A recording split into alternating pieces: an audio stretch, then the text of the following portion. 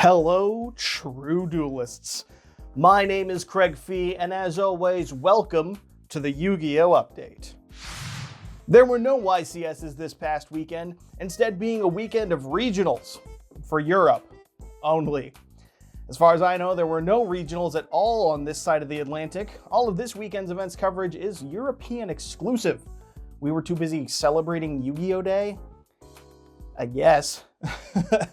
Either way, this graph here, courtesy of Sebto360 on Twitter, and in particular from his site, YugioTCGmeta.uk, shows the top dogs of the weekend, with Tearlament showing the tried and true over 50% of tops that it's been getting, with 56% this weekend, followed by Sprite with 23% of all tops, and shockingly enough, Despia shows its face again, beating out Flu Wanderees. Granting that's with 4 tops compared to Flu's 3, out of a total of 55 decks recorded from various events.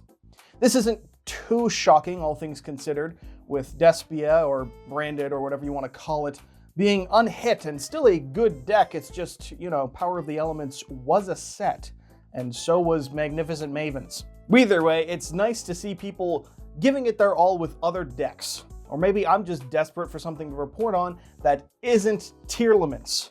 You tell me.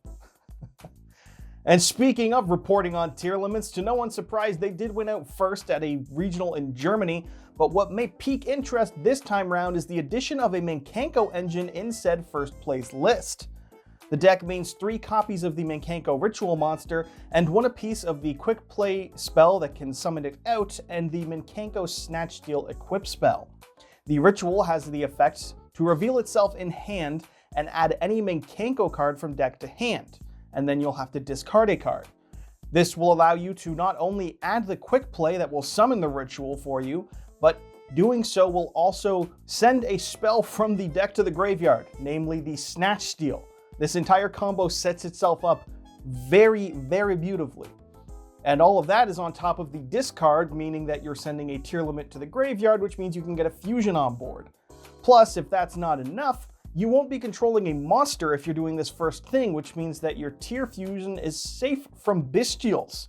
It's a very neat tech for the deck, and if you want details, I recommend checking out Sebto's site for a more thorough breakdown. This could well become a staple of the format, be it in Tearlaments specifically, or in just a number of decks broadly, with Jesse Cotton having mentioned in a video the potential for this card, namely the Mankanko Ritual and the engine, that it can offer. And here I am summoning Moye like an idiot.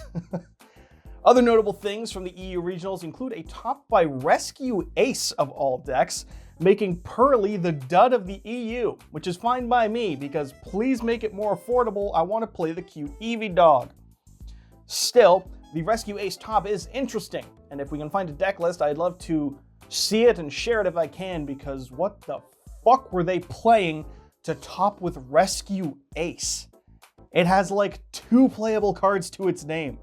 My assumption is that this is kind of like when people say Dragon Maid is doing really well this format, and then you look at the deck list and it's 3 copies of Chamber and Tidings and like maybe the Fusion spell, and they're like, well, Dragon Maid's doing great. And it's like, yeah, no, it's the Dragon Maids, and definitely not the like 12 main decked Bestials and the Dragon Link deck built. It's definitely the Dragon Maid card specifically doing great. I love game. Still, this is exciting news if, again, there are means for all 3 decks from Amazing Duds to actually be playable. Might have to stop calling it Amazing Disappointments and other dumb names like that, though, and that itself would be an astounding disappointment. Still, it's otherwise a standard weekend. There's some spice added in compared to the last month with the Mankanko engines and the like, but the format is mostly the same, to no one's surprise. This weekend will be a bit different with the YCS Lyon in France and the Team YCS in Mexico City, Canada. Can you imagine? No, obviously Mexico City and Mexico. Still, that's 2 YCS events in one weekend, and we'll have plenty to talk about then since they'll be played after the release of Photon Hypernova. And again, a quick shout out to Sebto360 and the YugioTCGmeta.uk. If you want a more in-depth article on decks I've talked about here and the events in general, it is a fantastic source of... Whoops! It is a fantastic source of information, and I cannot recommend it enough. Also quickly, Konami has announced YCS Philadelphia to take place the weekend of May 13th and 14th at the Pennsylvania Convention Center. This move is presumably to get duelists run down in the streets of Philly because there's no other reason to visit that godforsaken wasteland. Or so I'm told. Still, that's another YCS to look forward to and something else I can report on. As long as you aren't one of the people going to it, you can look forward to, that is. So I am told. Before that, we'll have the Team YCS in Las Vegas, Nevada on the weekend of February 18th. And for EU players, the next YCS as of now is the 250th YCS set in London, England. Even more interesting still, this week, Konami officially announced the World Championships for 2023, set to take place in August of this year in Japan. Worlds being announced is exciting not just for a chance to have Worlds as a tournament for the first time since 2019, thanks to that whole disease thing that happened the last few years, but it also means there's a real reason for you to improve your skills beyond just winning a YCS. But also this time round, there's this little game called Master Duel that you might be aware of. And you gotta wonder, how might Master Duel tie into Worlds? And that's a fair question to ask because Konami has provided some answers. There is set to be a World Qualifier event held in-game in Master Duel, although as of now there are no further details beyond that as I'm recording it. But there will be a tournament and there will be a chance for you to compete in Worlds in Master Duel, it would seem, which is exciting stuff. Finally, actual contention as a proper esport. Between this and the Challenger Cups in Europe, Master Duel promotions have been going pretty damn good in my opinion, and if Konami could just remember that North America exists as well, I'd be a damn happy camper. Also briefly, Konami released a video on the official Yu-Gi-Oh! YouTube channel this week showing a montage of meta-relevant cards and also Flame Wingman, going from our current format we're in with tier limits and every meta deck more or less, going all the way back to 02. This ended with Blue Eyes White Dragon, of course, the real mascot of Yu-Gi-Oh! Full offense to Dark Magician players. I don't care if you're Yugi stans, Blue Eyes is the monster the people know. It also showed some clips from the various animes and overall gave us nothing of value or clear context. Don't get me wrong, cool montage here, but what am I looking forward to? We don't know as of yet, but we've been told that on the 4th of February, they will announce the 25th anniversary campaign. That's tomorrow as I'm filming this video. I have no idea what this will be exactly, but if I were a betting man, I'd tell you there's going to be a healthy to clinically obese level of DM nostalgia. I'm just assuming here. I expect a lot of blue eyes to come from this in one way or another. But either way, I'll keep you updated on that as we move forward here on the Yu-Gi-Oh! Update. In Photon Hypernova news, we now know the 5 Starlight rares that will be in the set. We already knew of Mirror Jade getting the blinged out treatment, along with the same treatment for, that's a name written on the screen, isn't it? Granguignol. Yep, nailed it. The Dusk Dragon, another Albaz fusion. Kashtira Arise Heart is getting the Starlight treatment as well because that deck just was not expensive enough. And Tri-Brigade Arms Bucephalus II? That's the English name? Alright. It's the Link 5 for Tri-Brigade, that's just a win more. That's also getting a Starlight treatment. And the last one was not as many people expected the Triple Tactics Thrust, as we assumed, but instead Golden Pride Captain Carry, or Gold Pride Captain Carry, excuse me, a TCG exclusive Starlight rare. In what I believe is the first time for that to be the case. Or I've lied to you. You can't trust people on the internet. You should know that by now. But still, I believe it's the first TCG exclusive to be in Starlight. For Gold Pride. Yuck! In other news, the pre-order prices for a number of the engines have seemed to settle down compared to last week, and man, is Kashtira a pricey deck.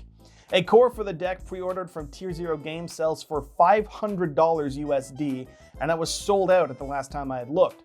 If you want a Starlight Rare Arise Heart, that's a cool $316 per copy, again USD. Other notable pre-sale prices include Triple Tactics Thrust, which, my god, what a name. We're really about to be thrusting for game, aren't we? Very cursed. Still, Thrust is going for $60 on pre-sale prices. And Gravekeeper's Inscription, a pseudo Necro Valley mixed with Cold Wave, is currently going for $30 a piece. But it's okay, folks, because the new Bestial is a peasant rare, and it's only like $1 everywhere you look. All in all, the set seems primed to make a dent on the meta, even if it's a smaller one than players might like. Or if they hate Kashtira, they might just hate this entire set regardless. So stay tuned to the Yugioh Anonymous Twitter feed to find out, or don't look at that if you value your brain cells. If that's the case, you might want to avoid Twitter in general though, so you tell me. Photon Hypernova will release next Friday in North America on the 10th, and on the Thursday the 9th in Europe. At which point I'll get some neat Photon cards and call it a set, because fuck paying for all that. There have also been rumors of a leak for OTS Pack 21, but nothing absolutely confirmed. There is nothing to suggest we know the contents of the set fully. And if you ask me about them by the power of Konami, I will ban you to the moon.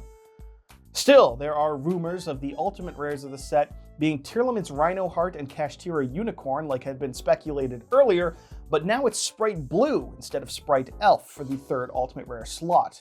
In which case, if the card used a 6-spiral background for Sprite Blue, I would be hyped as shit for that, even just as a collector's item, because that would probably look really cool. Probably. What could I possibly be hinting at? Rumors.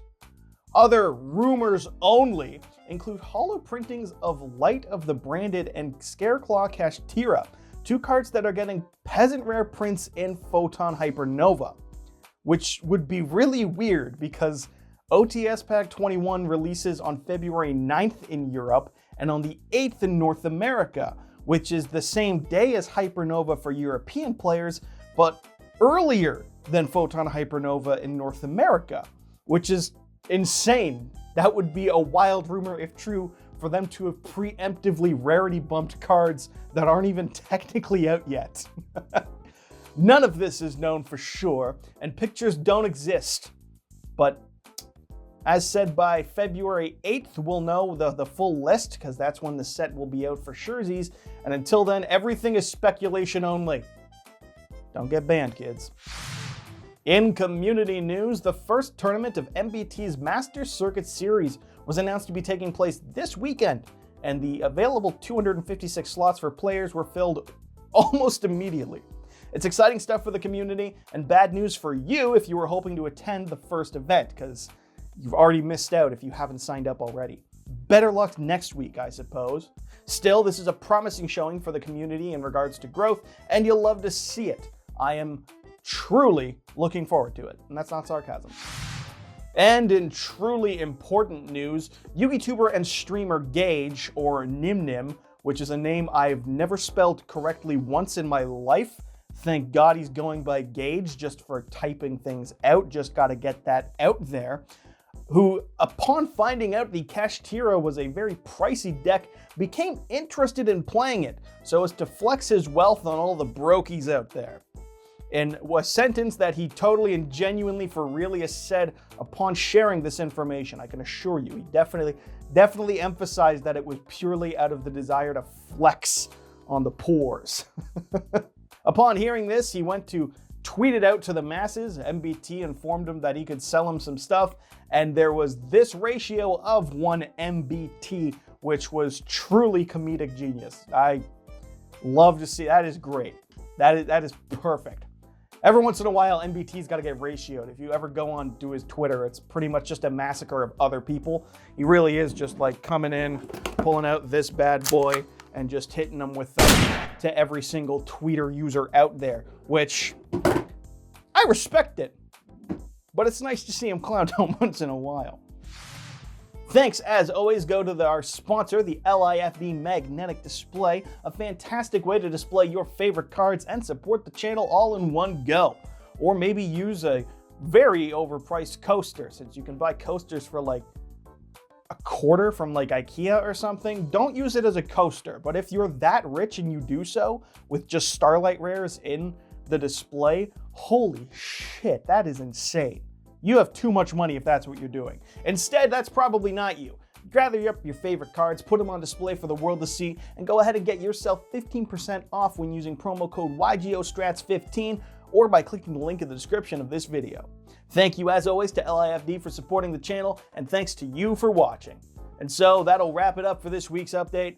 As always, I've been your host, Craig Fee, and make sure you subscribe to YGO Strats to impress your smoking Italian wife, and so that you too can be a true duelist.